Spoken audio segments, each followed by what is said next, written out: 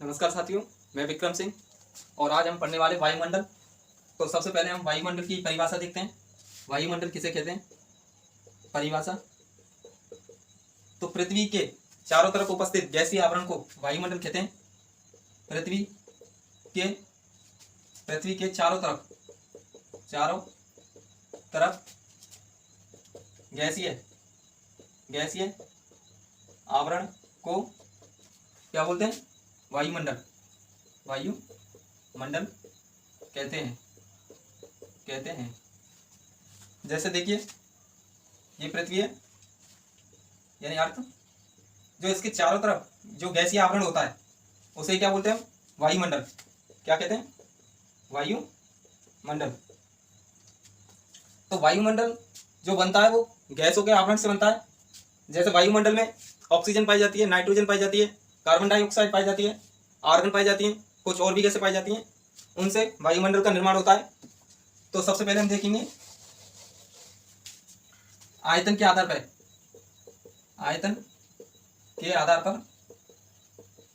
पर गैसें, यानी वायुमंडल में कौन कौन सी गैस कितने % पाई जाती है वो देखेंगे। तो सबसे पहले देखेंगे हम आयतन के आधार पर। तो सबसे ज़्यादा जो पाई जाती है नाइट्रोजन, वायुमंडल में कौन सी गैस पाई जाती है? नाइट्रोजन। दूसरे नंबर पर जो गैस पाई जाती है वायुमंडल में ऑक्सीजन। तीसरे नंबर पर जो गैस पाई जाती है वायुमंडल में वो है कार्बन डाइऑक्साइड।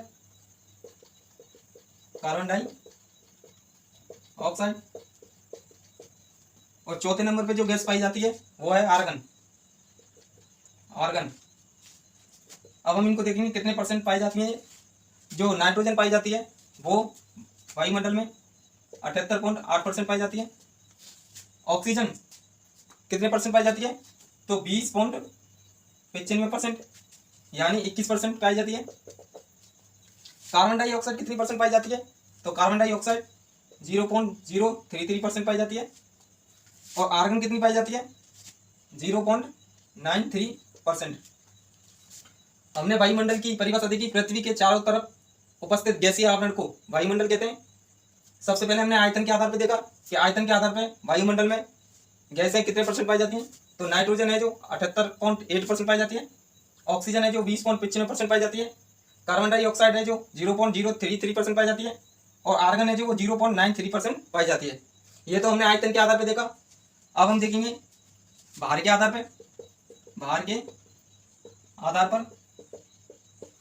आधार पर ये गैसें कितने % पाई जाती हैं वो देखते हैं।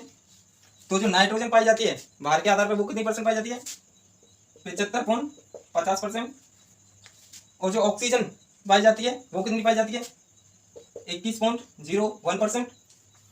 कार्बन डाइऑक्साइड कितनी पाई जाती है? 0.045%। और लास्ट आर्गन कितनी % पाई जाती है? 1.28%। सबसे पहले हमने आयतन के आधार पर देखा और अब हमने भार के आधार पर गैसों को देखा कितनी % वायुमंडल में पाई जाती है। नेक्स्ट देखते हैं, नोट लगाइए। पहला नोट, भूमि के अंदर CO2 की मात्रा कितनी % पाई जाती है? यानी भूमि के अंदर CO2 की मात्रा तो कितनी % पाई जाती है? 0.25% पाई जाती है। जैसे जैसे हम भूमि के अंदर जाते हैं CO2 की मात्रा बढ़ती है, ऑक्सीजन की मात्रा कम होती चली जाती है। तो नेक्स्ट देखेंगे हम भूमि के अंदर कार्बनिक पदार्थ बढ़ने के साथ CO2 की भी मात्रा बढ़ती है। CO2 की मात्रा भी बढ़ती है। नेक्स्ट हम नोट देखेंगे, जो ब्लैक सॉइल होती हैं यानी काली मृदा, उनमें ऑक्सीजन की मात्रा कम होती है। इसी कारण काली मृदा में दलहनी फसलें ज़्यादा होती है। हमने यहाँ पे वायुमंडल में हमने गैसें देखी। तो अब दूसरा पॉइंट देखते हैं। वायुमंडल में मंडल में परतों का वर्गीकरण यानी वायुमंडल में कितनी परतें पाई जाती हैं। तो वायुमंडल में 4 परतें पाई जाती हैं। जो सबसे पहली परत है वो है क्षोभमंडल। सेकंड नंबर की जो परत है समताप मंडल। तीसरे नंबर की जो परत है आयन मंडल। और जो चौथे नंबर की परत है वायुमंडल में बाह्य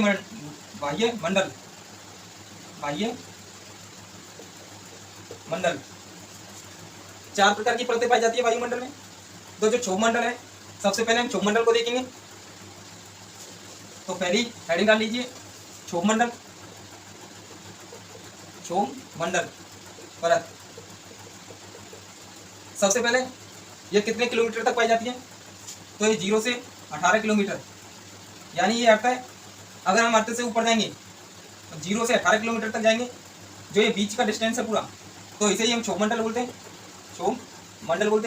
यानी 18 से ऊपर जाएंगे, 18 किलोमीटर से हम ऊपर जाएंगे तो समताप मंडल चालू हो जाता है। फिर 18 से 50 किलोमीटर तक जाते हैं, 50 किलोमीटर से ऊपर जाएंगे तो फिर आयन मंडल चालू हो जाता है। फिर उससे ऊपर वायु मंडल चालू हो जाता है। तो 0 से 18 किलोमीटर के एरिया में पाई जाती है। पृथ्वी की सबसे निचली परत होती है, पृथ्वी की सबसे निचली परत है वातावरण का 80% हिस्सा रखती है जो परत। तो वायुमंडल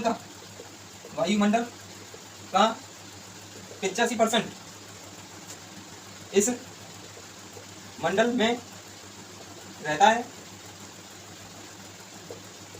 नेक्स्ट हम देखेंगे जितनी भी मौसम की घटनाएं होती हैं वो सभी क्षोभमंडल में होती हैं। यानी मौसम की घटनाएं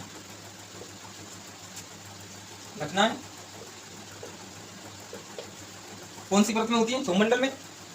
नेक्स्ट हम देखेंगे तापमान ऊंचाई के साथ बढ़ता है। यानी जैसे जैसे हम ऊंचाई पर जाएंगे टेम्परेचर बढ़ता है। तो ये तो होगी क्षोभमंडल। नेक्स्ट हम देखेंगे वायुमंडल की दूसरी परत कौन सी होती है।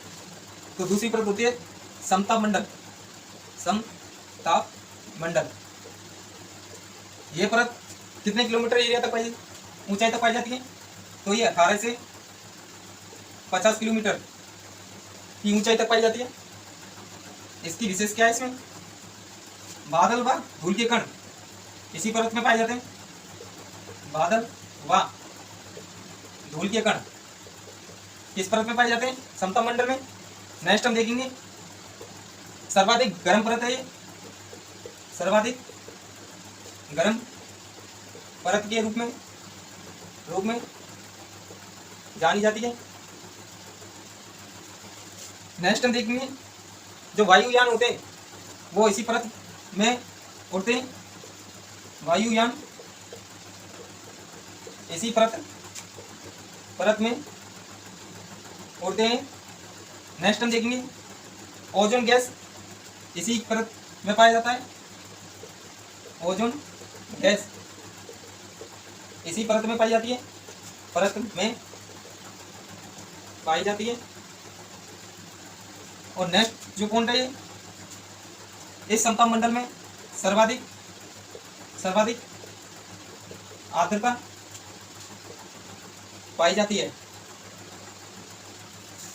सबसे पहले हमने क्षोभमंडल देखी, उसके बाद हमने समताप मंडल देखी। नेक्स्ट हम देखेंगे आयन मंडल जो कि वायुमंडल की तीसरी परत है। आयन मंडल तो ये कितनी ऊंचाई पे पाई जाती है?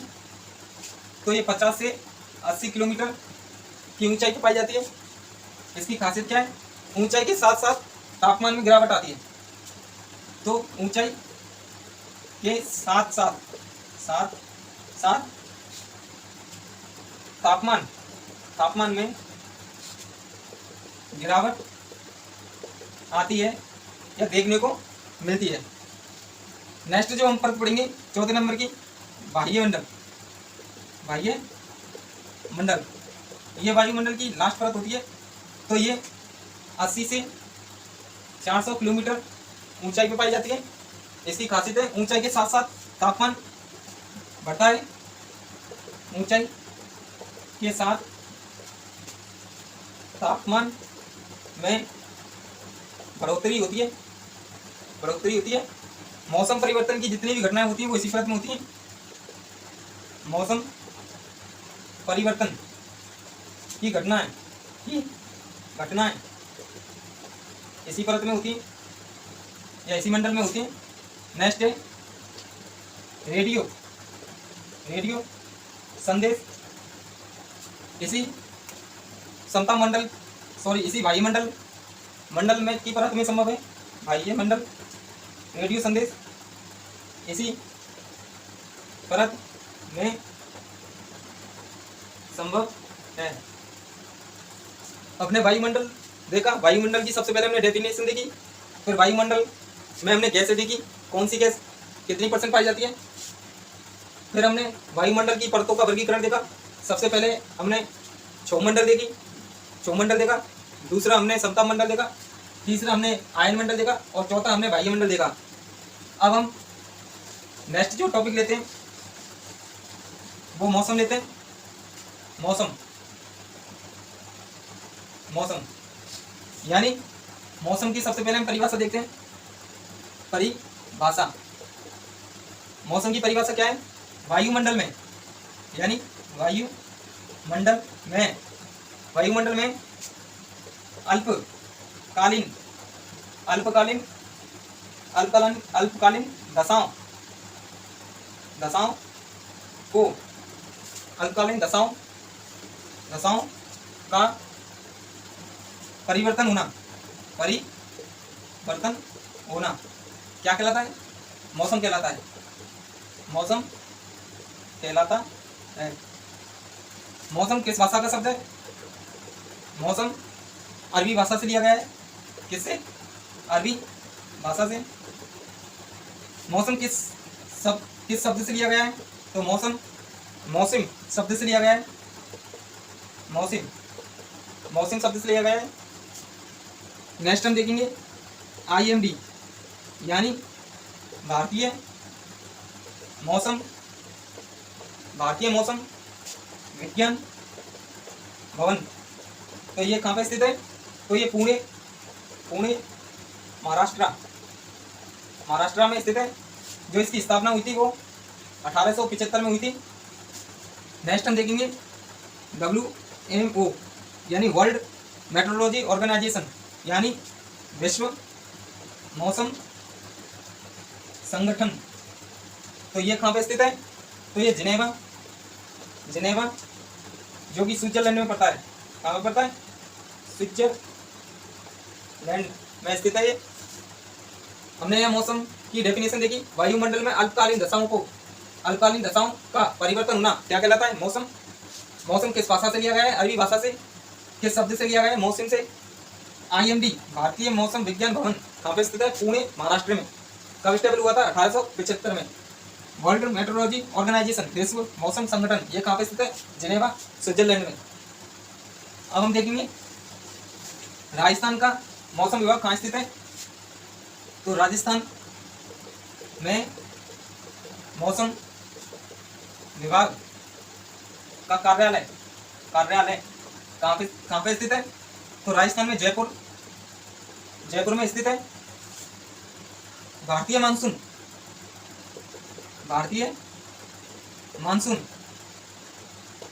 को दक्षिण पश्चिम मानसून कहते हैं। क्यों कहते हैं? वो देखिए, जैसे ये भारत का मैप है, ये भारत है। जब भारत ये उत्तर हो गया, ये दक्षिण, ये पूर्व और ये पश्चिम। जब मानसून आता है तो इस दिशा से आता है यानी दक्षिण पश्चिम से आता है। तो जो मानसूनी हवाएं आती हैं अरब सागर की तरफ से आती हैं, तो दक्षिण पश्चिम से आती हैं। तब ये मानसून को, भारतीय मानसून को दक्षिण पश्चिम मानसून कहते हैं।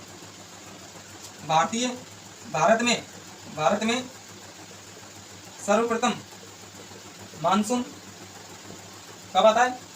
25 मई को। किस स्थान पे आता है? अंडमान अंडमान निकोबार। अंडमान निकोबार में सबसे पहले मानसून प्रवेश करता है। भारत की मुख्य भूमि पर मानसून कब प्रवेश करता है? तो 1 से 5 जून को। और सबसे पहले मानसून भारत में कहाँ प्रवेश करता है? केरल राज्य में। किस दिशा से प्रवेश करता है? दक्षिण पश्चिम दिशा से। भारत में सर्वप्रथम मानसून कब प्रवेश करता है? 25 मई को अंडमान निकोबार में। लेकिन भारत की मुख्य भूमि पे मानसून कब प्रवेश करता है? 1 से 5 जून को। अब हम देखेंगे राजस्थान में मानसून किस दिशा से प्रवेश करता है। तो राजस्थान में भी मानसून किस दिशा से प्रवेश करता है? दक्षिण पश्चिम दिशा से। इसीलिए भारतीय मानसून या राजस्थान में मानसून को किस नाम से जानते हैं? दक्षिण पश्चिम मानसून से। तो ये मैप के जरिए देखिए, ये राजस्थान है, ये दक्षिण पार्ट है, ये उत्तर है, ये पश्चिम पार्ट है और ये पूर्वी भाग है। मानसून जो प्रवेश करता है वो इस दिशा से प्रवेश करता है। ये अरावली की पहाड़ी है, यानी अरावली के पश्चिम भाग में अरब सागर से जो मानसून आता है वो कम वर्षा करता है। तो ये जो मानसून प्रवेश करता है वो दक्षिण पश्चिम दिशा से प्रवेश करता है। यह पूर्वी दिशा या हाड़ौती क्षेत्र में सबसे ज्यादा बरसात करता है। तो राजस्थान में मानसून किस दिशा से प्रवेश करता है? दक्षिण पश्चिम से। सबसे पहले कहाँ प्रवेश करता है? तो सबसे पहले राजस्थान के बांसवाड़ा जिले में मानसून प्रवेश करता है। ये तो राजस्थान का जिला हो गया। अगर आपसे स्थान पूछ ले, तो कौन सा है? माउंट आबू सिरोही। अगर आपसे स्थान की बात करेंगे सबसे ज्यादा वर्षा किस स्थान पे होती है? तो माउंट आबू में होती है सबसे ज्यादा वर्षा। और जिले पूछ लें कि जिले में सबसे ज्यादा वर्षा होती है, तो झालावाड़ और बांसवाड़ा में सबसे ज्यादा वर्षा होती है। सबसे ज्यादा वर्षा झालावाड़ और बांसवाड़ा में होती है। और सबसे कम वर्षा कहाँ पे होती है? तो जैसलमेर में सिर्फ 5 दिन होती है। हमने यहाँ राजस्थान की किस जिले में सबसे ज्यादा बरसात होती है? झालावाड़ और बांसवाड़ा में। किस स्थान पर करती है? माउंट आबू सिरोही में। और सबसे कम वर्षा कहाँ होती है? जैसलमेर में।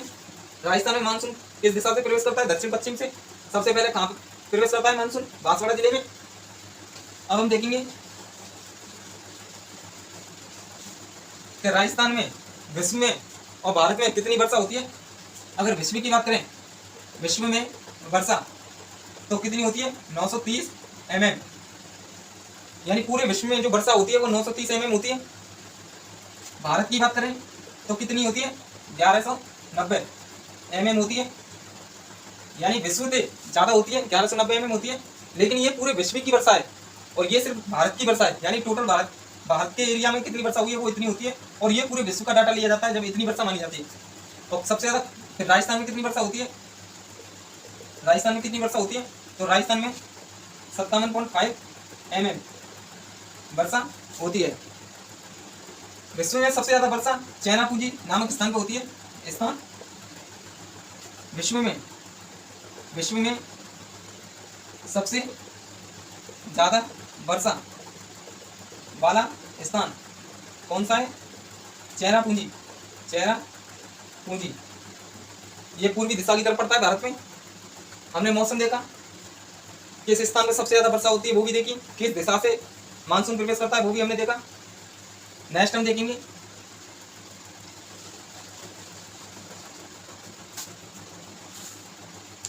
जलवायु, यानी जलवायु क्यों इंपॉर्टेंट है। सबसे पहले हम देखेंगे जलवायु की परिभाषा। तो जलवायु परिभाषा है किसी भी स्थान पर तापमान, वायु दाब और आर्द्रता की दीर्घ दीर्घ दीर्घकालीन स्थिति स्थिति को जलवायु कहते हैं। जलवायु कहते हैं। जलवायु किस भाषा से लिया गया है? तो जलवायु ग्रीक भाषा से लिया गया है। और जलवायु किस शब्द से लिया गया है? तो शब्द की बात करें तो यहाँ क्लाइमा क्लाइमा शब्द से लिया गया है, जिसका अर्थ है सूर्य से आने वाली किरणों का बदलना। सबसे पहले हमने जलवायु परिभाषा देखी, किसी भी स्थान पर तापमान, वायुदाब, आर्द्रता की दीर्घकालीन स्थिति, यानी लंबे समय तक जो स्थिति बनी रहती है उसे हम जलवायु कहते हैं। किस भाषा से लिया गया है? ग्रीक भाषा से। किस शब्द से लिया गया है? क्लाइमा से, जिसका अर्थ क्या है? सूर्य से आने वाली किरणों का बदलना। नेक्स्ट हम देखेंगे कितने वर्षों तक हम जलवायु मान सकते हैं। तो जलवायु हम डाटा जो लेते हैं एनसीईआरटी के अकॉर्डिंग 50 वर्षों की जो स्थिति होती है मौसम में, उसे हम क्या है? जलवायु कहते हैं। भारत में 4 प्रकार की जलवायु होती है। तो सबसे पहली कौन सी है? शीतोष्ण जलवायु। दूसरी कौन सी जलवायु है? ग्रीष्म जलवायु। तो तीसरे नंबर की जो जलवायु है वो कौन सी है? मानसून जलवायु। और जो चौथे नंबर की जलवायु है वो कौन सी है? शरद जलवायु। एनसीईआरटी के अकॉर्डिंग 50 वर्षों की जो स्थिति होती है उसे हम क्या कहते हैं? जलवायु। मौसम किसे कहते हैं? अल्पकालीन स्थिति को मौसम कहते हैं। भारत में 4 प्रकार की जलवायु पाई जाती है: शीतोष्ण जलवायु, ग्रीष्म जलवायु, मानसून जलवायु, शरदकालीन जलवायु। आज हमने वायुमंडल देखा, उसके बाद हमने मौसम भी देखा और लास्ट हमने जलवायु भी देखी। अगर आपको वीडियो अच्छी लगे तो लाइक करें, शेयर करें।